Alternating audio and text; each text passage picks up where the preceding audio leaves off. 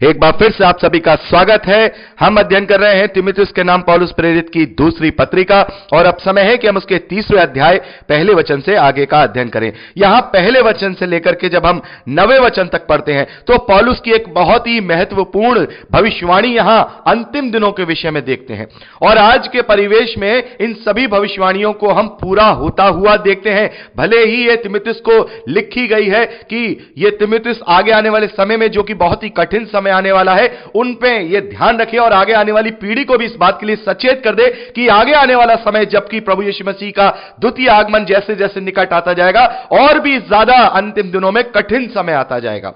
पौलुस यहां पहले वचन से लेकर के 5वें वचन तक लिखते हैं, पर यह स्मरण रख कि अंतिम दिनों में कठिन समय आएंगे, क्योंकि मनुष्य स्वार्थी, लोभी, डींगमार, अभिमानी, निंदक, माता पिता की आज्ञा टालने वाले, कृतघ्न, अपवित्र, दया रहित, क्षमा रहित, दोष लगाने वाले, असंयमी, कठोर, भले के बैरी, विश्वासघाती, ढीठ, घमंडी और परमेश्वर के नहीं वरन सुख विलास के ही चाहने वाले होंगे। वे भक्ति का भेष तो धरेंगे पर उसकी शक्ति को ना मानेंगे।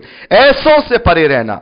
मेरे प्यारे भाई बहनों, आज के परिवेश में ये सारी बातें हम पूरी होती हुई देखते हैं। हम ज्यादातर मसीही कलीसियाओं की ही बात करेंगे। ज्यादातर वहां देखते हैं कि ऐसे लोग पाए जा रहे हैं, ऐसे लोग पाए जा रहे हैं जो कि परमेश्वर के नहीं बल्कि सुख विलास को ही चाहने वाले लोग हैं। यदि वो प्रभु को भी ग्रहण कर रहे हैं तो केवल दुनियावी मनोकामनाओं को पूरा करने के लिए, दुनियावी सुख सुविधाओं को पाने के लिए, दुनियावी आशीषों को पाने के लिए प्रभु यीशु मसीह को ग्रहण कर रहे हैं। तो वो परमेश्वर के सच्चे वचन को नहीं बल्कि सुख विलास को, संसारिक मनोकामनाओं को यहां पर वो ग्रहण करने के लिए प्रभु को ग्रहण कर रहे हैं। मेरे प्यारे भाई बहनों, यहां पर लिखा है 5वें वचन में कि वे भक्ति का भेष तो धरेंगे पर उसकी शक्ति को ना मानेंगे। ऐसों से परे रहो। मेरे प्यारे भाई बहनों, यहां पर ऐसे बहुत सारे लोग हैं जो भक्ति का भेष तो भरे हुए हैं लेकिन उसकी शक्ति को नहीं मानते हैं। वो दुनियावी रीति से जो धार्मिक अनुष्ठान है, जो आडंबर है, दुनिया को दिखाने वाले कार्य हैं, वो तो करते हैं लेकिन अपने आत्मिक जीवन में वचन को लागू नहीं करते। अपने चरित्र को, अपने स्वभाव को ऐसे नहीं जीते हैं जैसे उन्हें परमेश्वर के प्रेम और भय में जीना चाहिए। तो क्या कर रहे हैं? वो दुनिया को दिखाने के लिए चर्चेज अटेंड तो कर रहे हैं, बड़ी बड़ी मीटिंग्स भी ऑर्गेनाइज कर रहे हैं, सब कुछ कर रहे हैं, लेकिन अपने पर्सनल जीवन में वो परमेश्वर का भय, परमेश्वर के प्रेम से दूर है। तो यहां पर पौलुस कहते हैं कि वो लोग भक्ति का भेष तो धरेंगे पर वो उसकी शक्ति को ना मानेंगे। आज के समय में यही हो रहा है मेरे प्यारे भाई बहनों कि लोग भक्ति का भेष धरे हुए हैं लेकिन उस शक्ति को नहीं मान रहे हैं, परमेश्वर से नहीं डर रहे हैं, परमेश्वर के विरोध में चल रहे हैं। 6ठे वचन को बड़े ध्यान से सुनिएगा। यह बहुत ही ऐसी महत्वपूर्ण पौलुस ने बात लिखी है जो आज के परिवेश में पूरी रीति से पूरी होती है। इन्हीं में से वे लोग हैं जो घरों में दबे पांव घुसाते हैं और उन दुर्बल स्त्रियों को वश में कर लेते हैं जो पापों से दबी और हर प्रकार की अभिलाषाओं के वश में है और सदा सीखती तो रहती है पर सत्य की पहचान तक कभी नहीं पहुंचती। मेरे प्यारे भाई बहनों, हम देखते हैं कि बहुत सारी ऐसी स्त्रियां हैं, क्योंकि स्त्रियां हम देखते हैं ज्यादातर जो हमारी बहनें हैं वो बहुत ही ज्यादा धार्मिक स्वभाव की होती हैं और वो लोग चर्चेज में जाना, मीटिंग अटेंड करना ये पुरुषों के मुकाबले में ज्यादा करती हैं। लेकिन हम देखते हैं कि वो भक्ति भाव से ही करती हैं, समझ से नहीं करती। और प्रभु यीशु मसीह ने कहा कि तुम पूरे मन, पूरे प्राण, पूरी बुद्धि के साथ मुझे परमेश्वर से प्रेम रखो। तो यहां पर हम देखते हैं कि ऐसी स्त्रियां जो विश्वास में तो दृढ़ है लेकिन वचन में निर्बल है। हम ये चीज देखते हैं कि बहुत सारे ऐसे जो हम ऐसे उदाहरण ले सकते हैं कि स्त्रियां विश्वास में तो दृढ़ हैं, वो बहुत ही भक्ति में लीन है, प्रभु को भी मानती है, लेकिन उनका जो वचन का ज्ञान है वो बहुत ही कम होता है। वचन का ज्ञान कम होता है क्योंकि केवल उनका ज्ञान चर्चिस तक ही रहता है। जो उनके अगुओं ने उन्हें हर संडे को सिखा दिया वो सीख करके घर चली आई। वचन में ज्यादा बढ़ना नहीं, वचन को ज्यादा पढ़ना नहीं, केवल यह सोच करके कि हमने चर्च गए थे, पादी साहब ने तो हमें सिखाया था, हमने सीख लिया। वो विश्वास में तो दृढ़ होती हैं वो बहनें लेकिन वचन में निर्बल होती हैं। तो यहां पर पौलुस लिखते हैं कि इन्हीं में से ऐसे लोग दबे पांव घरों में घुसेंगे। और आज क्या हो रहा है? ऐसे ही झूठे कल्ट, शैतान ने इस वचन को पूरा किया। आज के परिवेश में ऐसे झूठे कल्ट यहोवा विटनेसेस वाले हैं, ओनली जीसस वाले हैं, माता यरूशलेम वाले हैं, सर्वशक्तिमान कलीसिया वाले हैं, पूर्वी ईस्टर्न वाले जिसे कहते हैं, वो लोग क्या कर रहे हैं? ऐसी स्त्रियों को अटैक कर रहे हैं क्योंकि पुरुष पुरुषों का तो परसेंटेज वैसे ही कम है धार्मिकता में, वो लोग तो अपने काम धंधों में ज्यादा व्यस्त रहते हैं, उन्हें ज्यादा कमाई का खैर लगे हुए हैं, परमेश्वर उन्हें न्याय करे। लेकिन स्त्रियों पे वो लोग अटैक करते, दबे पांव उनके घर में घुस के उन्हें समझाएंगे नहीं, सिस्टर ऐसा है, वचन में ऐसा लिखा है, सिस्टर वचन में ऐसा लिखा है। और सिस्टर जो कि वैसे ही विश्वास में पक्की तो है लेकिन वचन में कमजोर है, और सिस्टर ने कहा अरे अब तक तो हम गलत समझते आए थे, वचन में तो इन भाई साहब ने आके हमें समझाया है, बिल्कुल ये बात सही कह रहे हैं। और वो फिर क्या होती है, उनके वश में आ जाती है। पौलुस कह रहे हैं कि जो पाप से दबी और हर प्रकार की अभिलाषाओं के वश में है, जो दुर्बल स्त्रियां हैं वो उनके वश में हो जाती हैं। वो सत्य को बार बार वचन को सुनती तो है लेकिन सत्य को नहीं पहचानती। तो मेरे प्यारे भाई बहनों, भले ही ये बात उन स्त्रियों के लिए लिखी है लेकिन ये बात प्रत्येक मसीह विश्वासी पर लागू होती है कि हम वचन को तो सुनते हैं, बार बार सुनते हैं लेकिन वचन की गहराई तक नहीं पहुंचते हैं। हम वचन को केवल ऊपरी रूप से लेते हैं, दिखावी रूप से हम चले गए, लेकिन वचन को कभी अपने जीवन में धारण करने की कोशिश नहीं करते। सोचते हैं हम तो कलीसिया में चले गए, अटेंड कर लिया, प्रभु भोज ले लिया, बस हमारा ड्यूटी खत्म हो गई। हमारी ड्यूटी खत्म नहीं हुई है मेरे प्यारे भाई बहनों, हमारी ड्यूटी शुरू हुई है। मैं हमेशा कहता हूं कि चर्च जाने से हमारी ड्यूटी पूरी नहीं होती, बल्कि चर्च से जब हम लौटते हैं तो अगले हफ्ते तक की हमारी ड्यूटी शुरू हो जाती है, जो हमें 24 घंटे अपने जीवन को जी करके अपने आप को पवित्र, जीवित और भावतो बलिदान करके चढ़ाना है। वो ड्यूटी शुरू हो जाती है और वो ड्यूटी का जो हम डोज लेके आते हैं वो वहां चर्च से लेके आते हैं, उसके वो वचन हम लेकर के आते हैं ताकि हम वो अपने जीवन में लागू कर सके। केवल हम अपने आप से ऐसे, जैसे पौलुस यहां लिख रहे हैं ना, पौलुस लिख रहे हैं कि वो सदा सीखती तो रहती हैं पर सत्य की पहचान तक कभी नहीं पहुंचती हैं। तो ये भले ही स्त्रियों के लिए बात लिखी है, हर एक मसीह विश्वासी पे लागू है कि हम वचन तो सुने लेकिन सत्य तक ना पहुंचे तो फायदा कुछ नहीं मेरे प्यारे भाई बहनों। फिर हम ऐसे लोगों के बहकावे में आ जाते हैं। और आज ऐसे बहुत सारे भाई बहनों को देख करके मुझे तो बहुत दुख होता है और आपको भी बहुत दुख होता होगा, जो इस प्रकार के कल्ट्स में फंस गए हैं। उनसे प्यार से समझाओ तो वो बदतमीजी से बात करते हैं, ऐसे ऐसी बातें करते हैं। उनको उनके कमेंट्स पढ़ो या उनके जब कभी मैसेजेस आते हैं व्हाट्सएप पे तो ऐसा लगता है कि अन्य जातियों से भी गए गुजरे वो मैसेज करते हैं। इतनी भद्दी लैंग्वेज में, इतनी बेकार की बातों में वो फंसते हैं क्योंकि उनकी भाषा से पता चल जाता है कि वो मसीह लोग नहीं है। तो मेरे प्यारे भाई बहनों, यहां पर ये जो भविष्यवाणी हुई है आज के समय में वो हम पूरी होती हुई देखते हैं।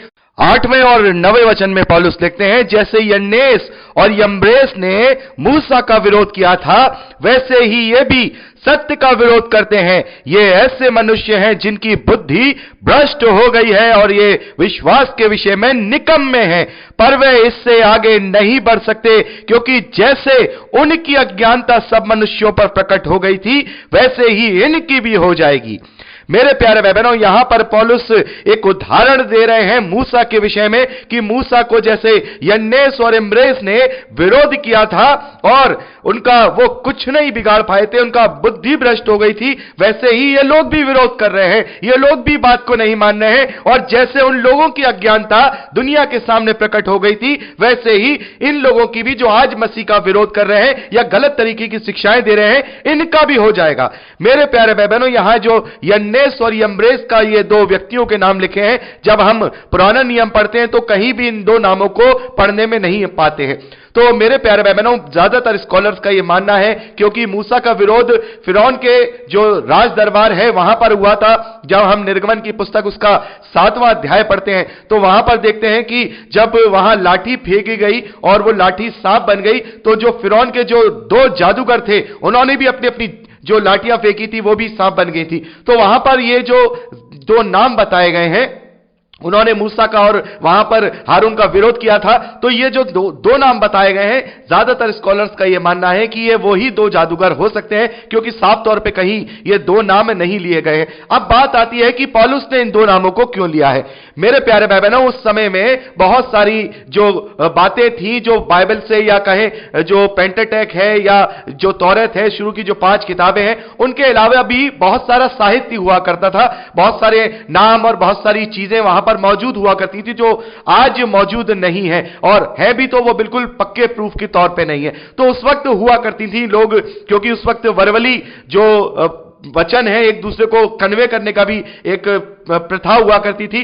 तो ये सारी बातें उस समय के लोग जाना करते थे, जो आज हमारे लिए ये बहुत सारी चीजें ऐसी हैं जो हम नहीं जान पाते हैं। हमारे पास इतिहास में या पक्के तौर पे कोई ऐसा प्रूफ नहीं है कि ये नाम कहां लिखा गया है, लेकिन स्कॉलर्स का, सभी स्कॉलर्स का ये मानना है कि ये वो दो जादूगर हैं जो फिरौन की सभा में उस वक्त थे, जिन्होंने अपनी अपनी लाठी फेंक कर उसको सांप बना दिया था। ये वही लोग हैं। तो यहां पर पौलुस इन्हीं का उदाहरण दे रहे हैं कि उन लोगों ने मूसा का विरोध किया था, उन लोगों ने मूसा का विरोध किया था, और ये लोग आज हमारा विरोध कर रहे हैं, गलत शिक्षाओं को लेकर के आ रहे हैं। जैसे उन लोगों को, जैसे उन्होंने मूसा का विरोध किया था, वो लोगों की जो अज्ञानता थी वो भी लोगों में प्रकट हो गई, वैसे ही इन लोगों की भी जो आज ये झूठे कल्ट हैं, इनकी भी अज्ञानता लोगों में प्रकट हो जाएगी। मेरे प्यारे भाई बहनों, परमेश्वर का धन्यवाद है। जैसा कि हम प्रकाशित वाक्य में देखते हैं, वचन कहता है कि अंत के दिनों में परमेश्वर अपने बेटे और बेटियों पर आत्मा उड़ेलेगा, और आज हम देखते हैं कि ऐसे ही आत्मा बहुत ही प्रबल तरीके से कार्य कर रहा है। यदि ऐसे झूठे कल्ट उठ करके लोगों को भरमा रहे हैं, तो ऐसे भी भाई बहन तैयार हो रहे हैं पवित्र आत्मा के द्वारा,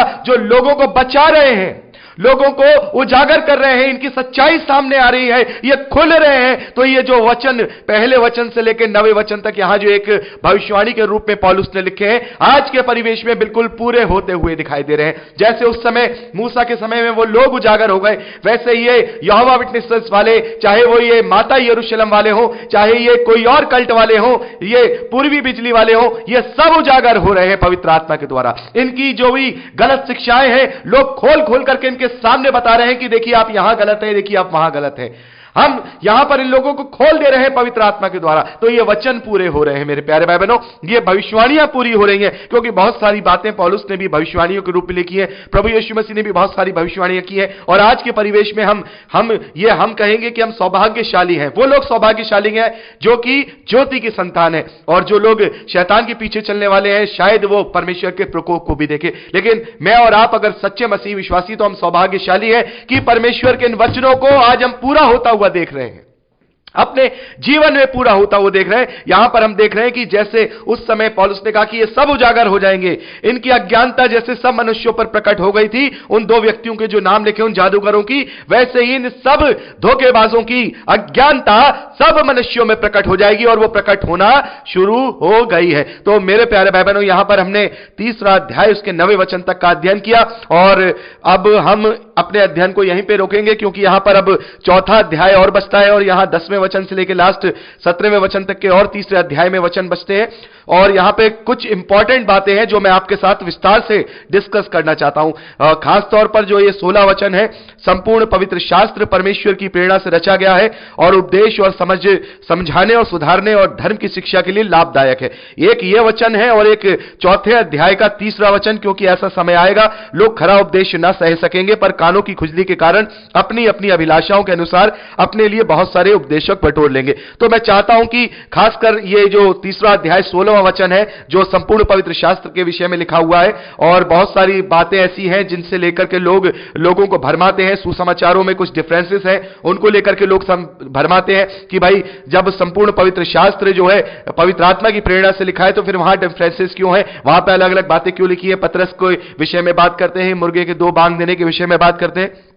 तो मैं चाहता था कि ये 2 तीमुथियुस है, ये मैं इसी आज के ही संदेश में मैं कंप्लीट कर देता, लेकिन मैं चाहता हूं कि मैं इस 16वें वचन के ऊपर भी अच्छे से डिटेल में आपसे बात कर पाऊं, ताकि हम बाइबल को समझने पाए कि बाइबल क्या है और क्या क्या ऐसे वचन है जो संपूर्ण पवित्र शास्त्र की श्रेणी में आते हैं। क्योंकि अभी हमने पढ़ा 2रा अध्याय 15वें वचन में लिखा है कि जो सत्य के वचन को ठीक रीति से काम में लाता हो, rightly divided word of truth, यानी वर्ड ऑफ गॉड। तो ये चीज हमें देखनी होगी, हमें समझना होगा कि कौन सा वचन परमेश्वर के द्वारा है, कौन सा वचन किसके द्वारा है। तो मैं इसके विषय में मैं आपको अच्छे से विस्तार से अध्ययन करना चाहता हूं, इसलिए आज का मैं अध्ययन यहीं रोक रहा हूं।